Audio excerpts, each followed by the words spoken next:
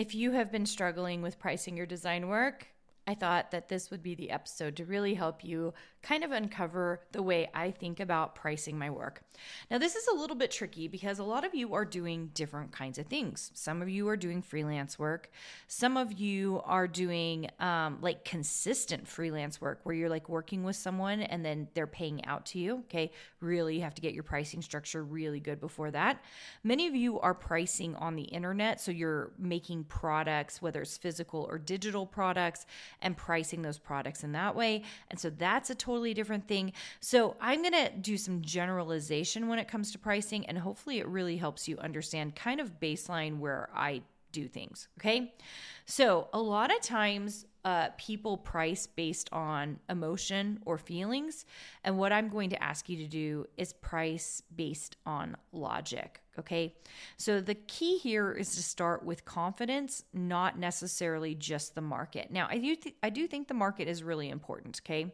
I like looking to see what's going on in the market. I like trying to see where things are priced. I find myself pretty much in alignment with the general market. So for example, if I go on an online platform and I can see that all of the SVG files there are priced at 99 cents, depending on what the products are, I will price that in alignment with that. Okay. I think oftentimes we go in there and we have a very similar product to someone else and we think it's a little bit better, but then we try to price it a lot higher. That is not the way to do things. Instead, make premium, amazing products and price it according to market. Okay. So that's where I like to start. So, when you're really new, I think that you feel like you need to undercharge. I'm not anti that to begin with, just so you can get some market research. But a lot of times it's more about the feeling of safety versus the feeling of doing what makes the most sense for your business. So try to charge at market value and kind of see what that market value is. If you're in the freelance world, this is much harder. Okay. This is where you need to work with your confidence on it. When I first got started, I probably took 3 or 4 really big freelance jobs and I crazily underpriced them. Okay. But I didn't know what the market withheld. I had no idea what it would cost to do the things I was doing. I was working on my master's degree. I lived in Minnesota and I took on several freelance jobs. I did like a logo for a company. I didn't charge a lot for it. Then did all the graphics for a website, did not charge a lot for it. And here's the thing. Those first few jobs you do, especially as a freelancer, you aren't going to charge a lot for it. Why? Because you don't know what your time is worth. You have no idea how much time it's going to take you. And you have no idea if like your design work is going to be any good. And in fact, usually, especially as a new designer, your stuff isn't that good, So I think there's like an overcharging or a not at market price. And then for sure, we tend to undercharge at the beginning, but that's okay, especially if it goes in your portfolio. Okay. The next thing is, I'm going to give you this as a kind of a logic factor, is create for yourself a very simple starting formula. So for example, your hourly rate versus how much time you're going to think, plus some kind of revision buffer, and that's your base quote. Okay, so let me say that again. So I do an hourly rate times the amount of time it's going to take, plus a revision buffer, like how much time it's going to take you to revision anything you're doing. And then you can get that base quote from that. Okay. So if my hourly rate is $30 an hour, and I think this project's going to take about 10 hours, then that's about $300 for the project. Plus the revision on that would be, I think it's going to take another 2 or 3 hours to do all the revisions for this person. So, 3 hours times 30, maybe another $90 to $100. So that would be a $400 project.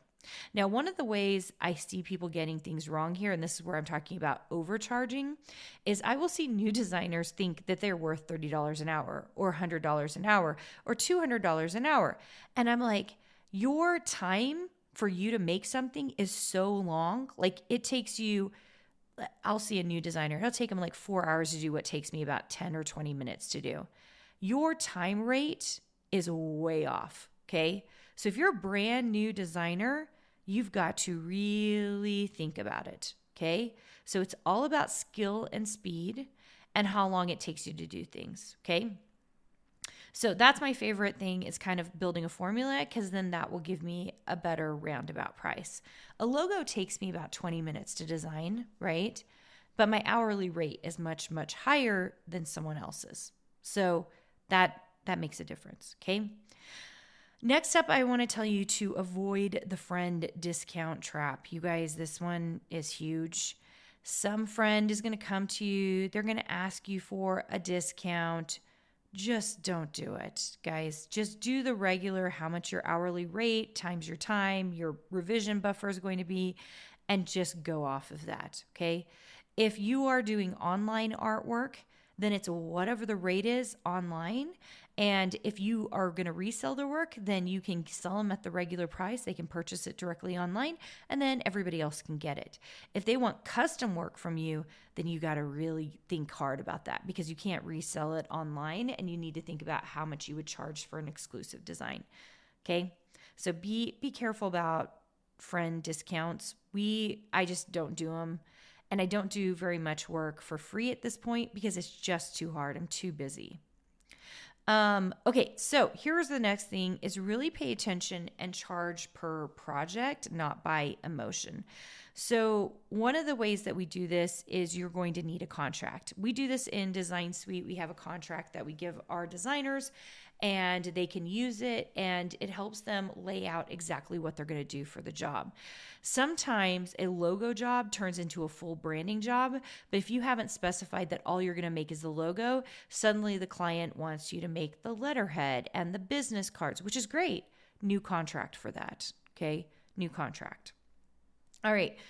You're going to set up a minimum price per project. So if you're a freelancer in particular, or if you have online shops, you will have a minimum price that you always do. That means you will not go below that price. If you kind of set that up for yourself, it makes a huge difference, because you will not find yourself undercharging for work that you are excited to be selling. Now, this price for online can be pretty darn low. Like I've seen people sell things for 25 cents, 50 cents, 99 cents, depending on the project. That's not a bad thing, especially for digital products. Definitely don't do this for physical products. But you've got to be smart about it, because if you go too low, oftentimes people won't come back for your regular work. So there's a little yin and yang in this, so kind of pay attention to that, okay? The other thing you can do if you're in freelance is you can use tiered packages. So like I have a girlfriend who does fashion, and she has tiered packages, what's included in each package. That's a really nice way to do things, because people tend to choose the middle package, or if they always are choosing the lower package, they're probably not a client who can afford you quite as much, and you're probably going to work with them less anyway. And by the way, you guys, this is the thing I've learned over and over and over again. The lower a client pays for a project, usually the worse of a client they are. Let me say this again. The lower a client pays, usually the worse of a client they are. They want more things for free. They expect more of your time and effort.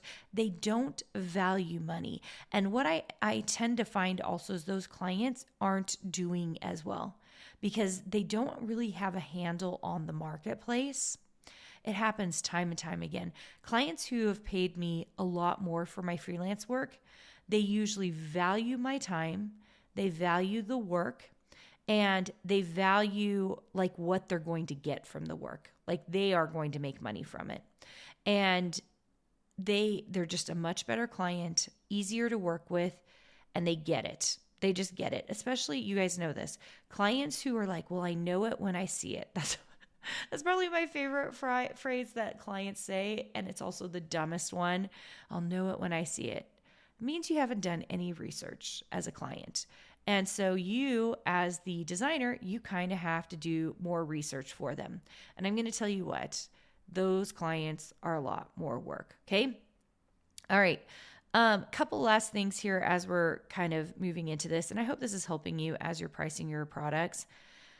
Don't apologize for your prices. Guys, I have a product, you guys, many of you guys know, I have a product in the SVG world. SVGs tend to be about 99 cents. I have a product that's $24.99. Okay. That is insane.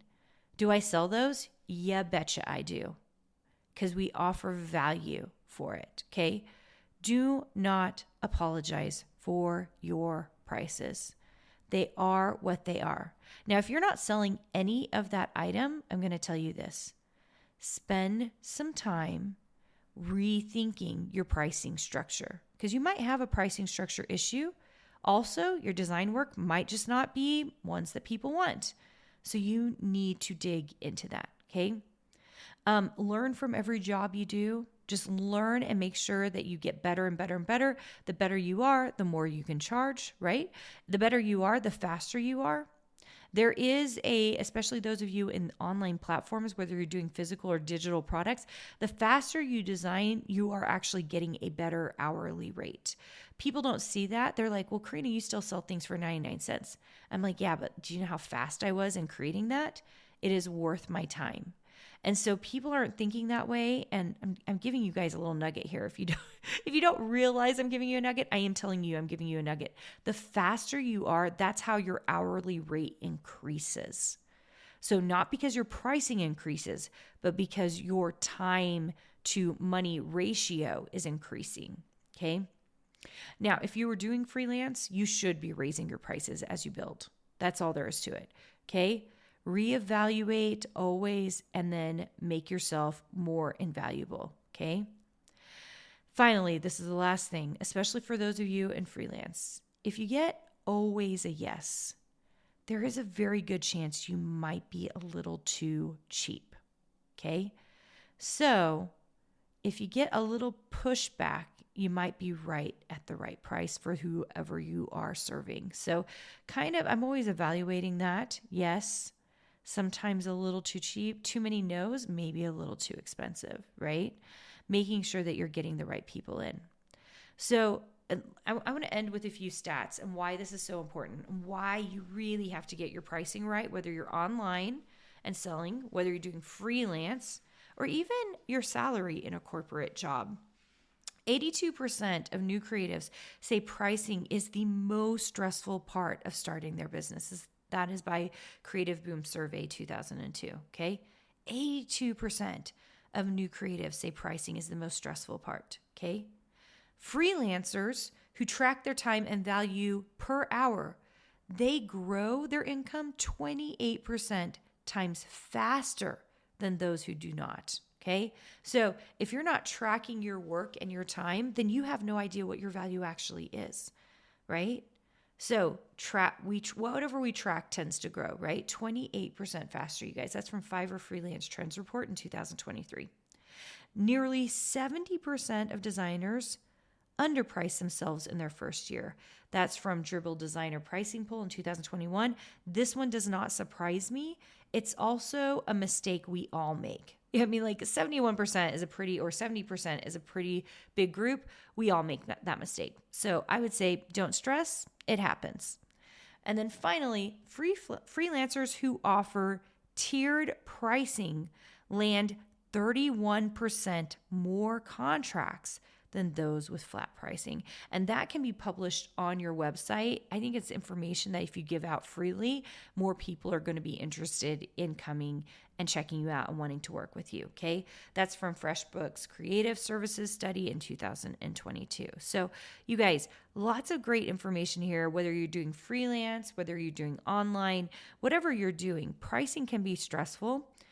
Figure out, do the research, get really confident, know you're going to make some mistakes, and you can win at this. So keep on going. You've got this. And finally, I'm going to do a little plug here for Design Bootcamp. If you have not joined one, I really recommend you come to one.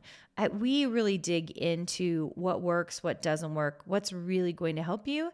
And that can be all found at designsuitecourses.com/design bootcamp. Want to hang out more? Go to designsuitecourses.com/free to get our weekly freebies and patterns, die cut files, and more. Can't wait to see you there.